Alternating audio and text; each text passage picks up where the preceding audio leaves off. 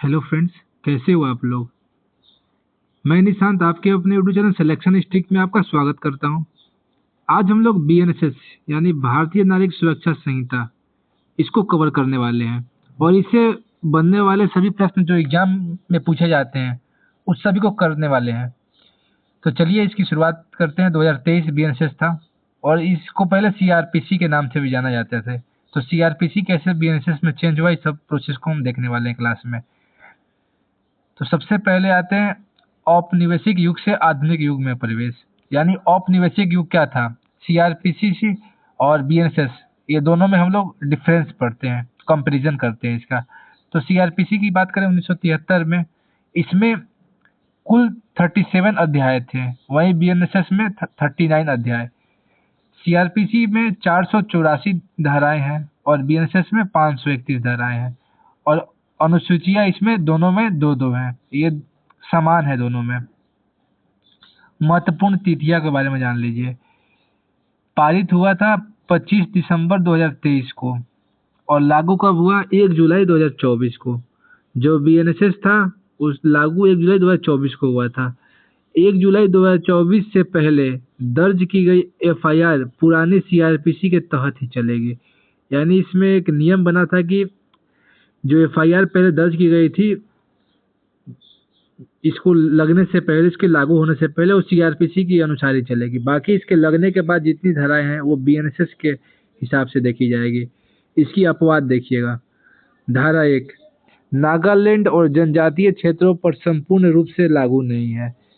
इसका कारण क्या है लागू नहीं होने का? पारंपरिक प्रशासनिक व्यवस्थाओं को संवैधानिक संरक्षण देने के लिए ऐसा किया गया है। और इसमें एक शर्त रखा गया था, इसमें राज्य सरकार अधिसूचना द्वारा केवल अध्याय 9, 11 और 12 लागू कर सकती है। मतलब राज्य सरकार इसमें जो 39 अध्याय है इसमें केवल 9, 11 और 12 लागू कर सकती है। नेक्स्ट चलते हैं। बीएनएसएस 2023 की 6 क्रांतिकारी विशेषताएं। जो बीएनएसएस की विशेषताएं रही है ये आप लोगों को जानना चाहिए। सबसे पहले विशेषता इसकी क्या है? जीरो एफआईआर, कहीं भी रिपोर्ट आप दर्ज करा सकते हैं, देश के किसी कोने में भी। पीड़ित के अधिकार, न्याय प्रणाली के केंद्र में पीड़ित। निश्चित समय सीमा, यानी हर प्रक्रिया को डेडलाइन तय, मतलब कब चीज कब किया जाएगा, कौन सा प्रोसेस, इसका एक निर्धारित समय है। डिजिटल युग, ऑडियो विजुअल सबूत की मान्यता, यानी आप किसी के खिलाफ वीडियो बनाते हो या ऑडियो उसका रिकॉर्ड करके आप कंप्लेन करते हो तो उसकी भी एक मान्यता रहेगी। और पांचवा देखिए, अनिवार्य फॉरेंसिक, 7+ साल की सजा वाले अपराधों में, यानी जिसको 7 साल से अधिक सजा मिला है उसके लिए अपराध में फॉरेंसिक होगी। और फास्ट ट्रायल, शीघ्र न्याय और स्पीडी ट्रायल, इसको फास्ट ट्रायल कहा जाता है। ये इसकी 6 क्रांतिकारी विशेषताएं हैं बीएनएसएस 2023 की। नेक्स्ट चलते हैं। महत्वपूर्ण कानूनी परिभाषा है धारा 2। धारा 2 इसको क्या कहता है? एक होता है संज्ञेय अपराध और दूसरा असंज्ञेय अपराध। यानी संज्ञेय क्या होता है? अत्यंत गंभीर अपराध, यानी हत्या हो गया, डकैती हो गया, किसी को आप मार दिए तो इसमें पुलिस बिना वारंट गिरफ्तार कर सकती है। यानी पुलिस आपको बिना वारंट दिए हुए कि आपको गिरफ्तार करने वाला, सीधे आपको गिरफ्तार कर लेगी। समाज के लिए सीधा खतरा। और दूसरा देखेंगे असंज्ञेय अपराध, जिसमें कम गंभीर अपराध शामिल होते हैं। और दूसरा, मजिस्ट्रेट के आदेश और वारंट के बिना गिरफ्तारी नहीं हो सकती, यानी इसमें गिरफ्तार करने से पहले मजिस्ट्रेट से आपको आदेश लेना पड़ेगा। इसको आप लोग कैसे याद रखेंगे संज्ञेय वाले को? संगीन अपराध में पुलिस संग ले जाएगी बिना वारंट के। इसमें जो मामला है 2 साल तक की सजा हो सकती है संज्ञेय में। और असंज्ञेय में वारंट मामला 2 का 1 जेड, यानी 2 साल से अधिक आजीवन कारावास या मृत्यु दंड, ये सबसे खतरनाक होता है। नेक्स्ट चलते हैं। सबसे बड़ा जो कंफ्यूजन होता है वो लोगों को क्या होता है? इन्वेस्टिगेशन वर्सेस जांच। ये जो टर्म है इन्वेस्टिगेशन और इंक्वायरी, आप लोग इसको सेम समझते हैं लेकिन ये दोनों में अलग है, क्योंकि ये 2 के 1 के आई में आता है और यही है भाग 2 के, धारा 2 के फर्स्ट के में आता है। तो ये कौन करता है सबसे पहले? इन्वेस्टिगेशन कौन कर सकता है? तो इन्वेस्टिगेशन है वो हमेशा पुलिस द्वारा किया जाता है, जबकि जो जांच है यह हमेशा मजिस्ट्रेट या कोर्ट द्वारा की जाती है जांच। इसका उद्देश्य क्या है? अपराध के बाद केवल सबूत इकट्ठा करना इसका उद्देश्य है, सबूत इन्वेस्टिगेशन में। और जांच में क्या है? आरोप सही है या गलत इसकी सत्यता का पता लगाना, यानी कोई उस पर झूठा तो आरोप नहीं लगा दिया, इसका सत्यापन की पता लगाना इंक्वायरी कहलाता है। तो इन दोनों में डिफरेंस आपको साफ साफ समझ में आ गया होगा। विक्टिम यानी पीड़ित की नई और विस्तृत परिभाषा। पीड़ित क्या है? तो जो विक्टिम है, ये विक्टिम अगर डायरेक्ट पीड़ित, इसके अभिभावक हो गए और कानूनी उत्तराधिकारी यानी लीगल हेयर्स। इसको आप लोग विस्तार से एक बार इसको समझिए। यदि मुख्य पीड़ित की मृत्यु हो जाती है, जो जिसके साथ हादसा हुआ है, तो कानूनी वारिस मुआवजे का दावा कर सकते हैं, यानी जो उसके बच्चे हैं वे केस में सिर्फ दर्शक नहीं बल्कि सक्रिय भागीदार बन सकते हैं। और तीसरा जो अधिकार है उनका, पुलिस को 90 दिनों के भीतर पीड़ित परिवारों के केस की प्रगति की जानकारी देनी होगी। यानी जो पीड़ित है उसके परिवार को केस में कहाँ तक पहुंचा इसकी जानकारी पुलिस को देनी होगी। तो आप लोगों को सेशन अच्छा लग रहा होगा, आप लोग सेशन में बने रहिएगा और वीडियो को लाइक कीजिएगा और चैनल को जरूर सब्सक्राइब कीजिएगा आप लोग। नेक्स्ट नेक्स्ट चलते हैं हम लोग आपराधिक न्यायालयों का ढांचा, जो धारा 6 में आता है। यह राज्य सरकार इन अदालतों की स्थापना करती है। तो न्यायिक व्यवस्था क्या है? सबसे पहले सत्र न्यायालय हो गया, प्रथम श्रेणी न्यायिक जेएमसी, द्वितीय श्रेणी और कार्यपालक मजिस्ट्रेट यानी एक्सिक्यूटिव मजिस्ट्रेट, डीएम या एचडीएम इसमें आ गए। तो महानगरीय मजिस्ट्रेट यानी मेट्रोपॉलिटन व्यवस्था पूर्ण रूप से समाप्त हो गई है। महानगरीय मजिस्ट्रेट है जो यहाँ तक थी। आप लोगों को याद रखने की ट्रिक है, अपराधियों के छक्के छुड़ाएगा न्यायालय धारा 6। यानी अपराधियों का छक्का कौन छुड़ाएगा? जो धारा 6 है वो अपराधियों की छक्के छुड़ाने वाला है। वो इसका जो न्यायिक व्यवस्था है वो 4 अलग अलग टर्म में था, आप लोग को क्लियर हो गया होगा। सबसे पहले सेशन कोर्ट, दूसरा जेएमएफसी, तीसरा जेएमएससी और चौथा डीएमएसटीएम। नेक्स्ट चलते हैं हम लोग, दंड देने की शक्ति किसके पास होती है? कौन सा जज कितनी सजा दे सकता है? तो इसमें देखेंगे आप लोग, अधिकतम 1 वर्ष तक सजा या 10,000 तक का जुर्माना, ये जेएमएससी यानी द्वितीय श्रेणी में होता है। प्रथम श्रेणी में जाइएगा तो जेएमएफसी है जिसमें अधिकतम 3 वर्ष तक की सजा यानी 50,000 तक का जुर्माना हो सकता है। और तीसरा जो है वो मुख्य न्यायिक मजिस्ट्रेट, जो धारा 23 में होता है, ये मृत्युदंड और आजीवन कारावास भी दे सकता है। मृत्युदंड और आजीवन कारावास को छोड़ के कोई भी दंड दे सकता है, अधिकतम 7 वर्ष तक की सजा दे सकता है। इसको आप लोग कैसे याद रखेंगे? 731 का फॉर्मूला, ये 7 साल, ये 3 साल और 1 साल। नेक्स्ट चलते हैं, आधुनिक पुलिस स्टेशन और ईएफआईआर का नियम। ईएफआईआर यानी आप इसको ऑनलाइन एफआईआर बोल सकते हैं। धारा 173 डिजिटल सबमिशन, इलेक्ट्रॉनिक माध्यम से सूचना आप दे सकते हैं, ईमेल से, मेल से, मोबाइल से। 3 दिन की मोहलत है, थाने में आकर 3 दिन के भीतर आप उसकी पुष्टि करा सकते हैं। हस्ताक्षर अनिवार्य हो सकता है, फर्जी एफआईआर आपका होता है उसको रोकने हेतु आप हस्ताक्षर। और चौथा आधिकारिक ईएफआईआर, कानूनी मान्यता प्राप्त है, यानी आप डिजिटली एफआईआर कर सकते हो। अब देखिएगा महिला सुरक्षा विशेष और पीड़ित का अधिकार। तो महिलाओं की बात करें तो महिला से जुड़े अपराधों की एफआईआर केवल महिला पुलिस अधिकारी ही दर्ज करेगी और उसकी जांच केवल महिला पुलिस अधिकारी ही करने वाली है। और वहीं बात करें पीड़ित का अधिकार क्या है? एफआईआर दर्ज होने के बाद पीड़ित को एक कॉपी बिल्कुल फ्री में दी जाएगी। अब नेक्स्ट, गिरफ्तारी के नए और सख्त नियम कौन कौन से हैं? धारा 35, धारा 36, धारा 40 को देख लीजिए। धारा 35 है पुलिस की शक्ति, यानी संज्ञेय अपराधों में बिना वारंट की गिरफ्तारी कर सकता है।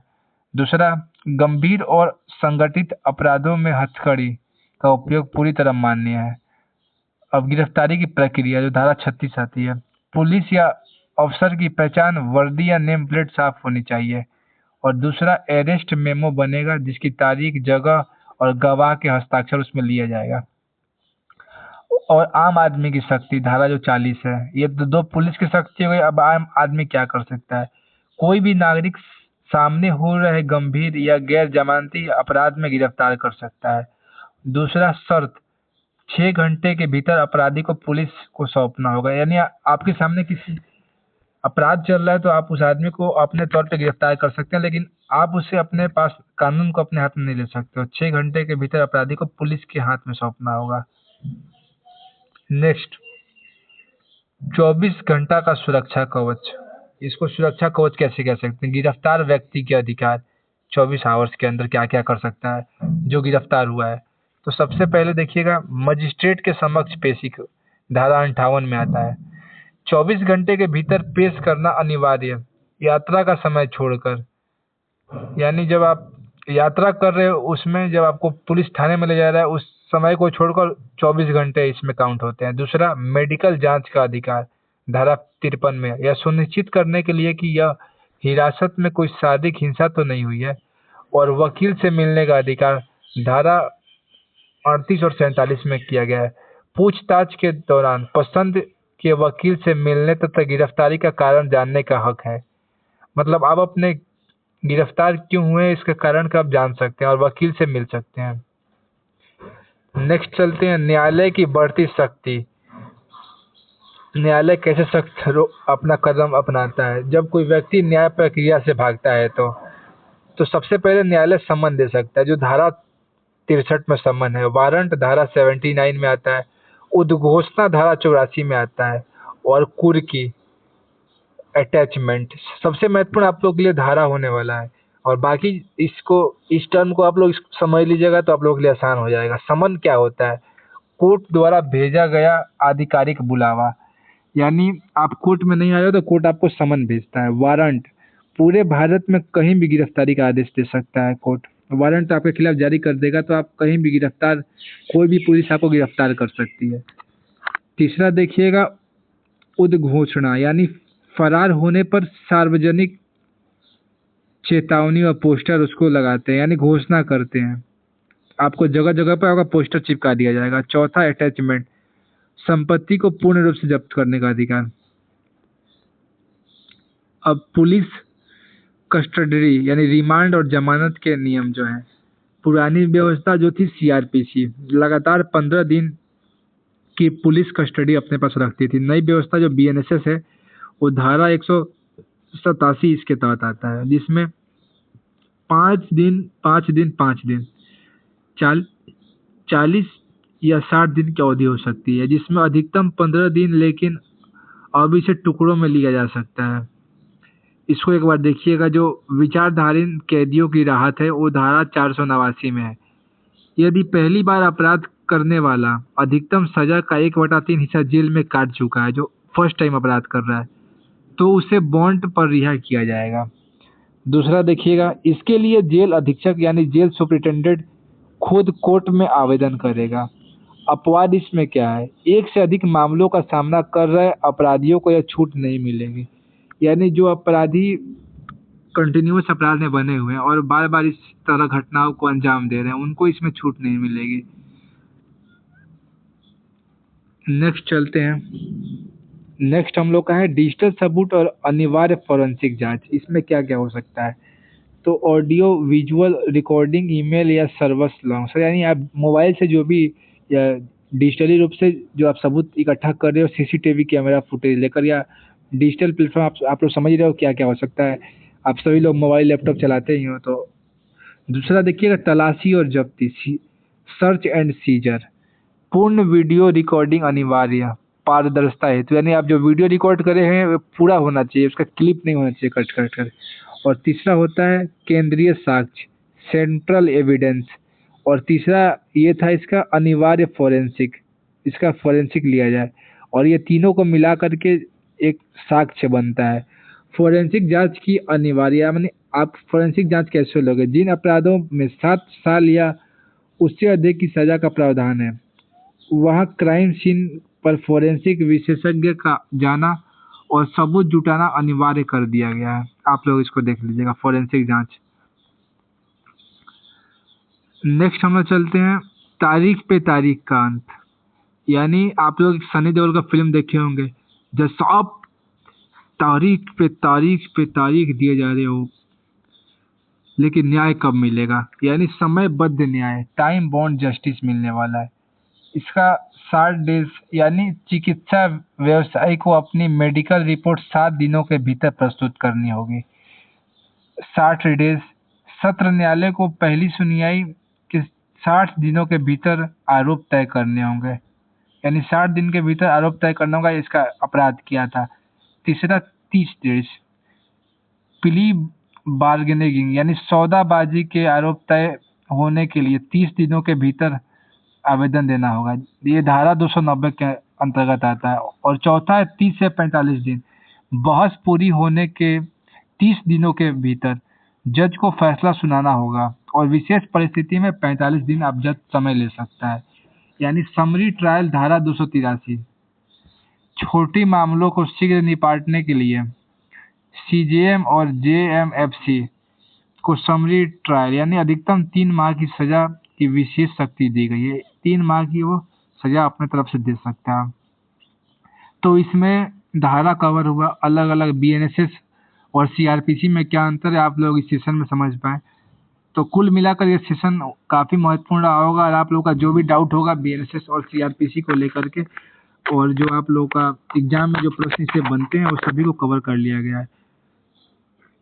तो आप लोग कमेंट करके बताइएगा आप लोगों को क्लास कैसा लगा। तब तक हम लोग मिलते हैं अपने नेक्स्ट सेशन में। तब तक के लिए देखते रहिए क्लास और अपना रिवीजन करते रहिए और एग्जाम की प्रिपरेशन करते रहिए। जय हिंद।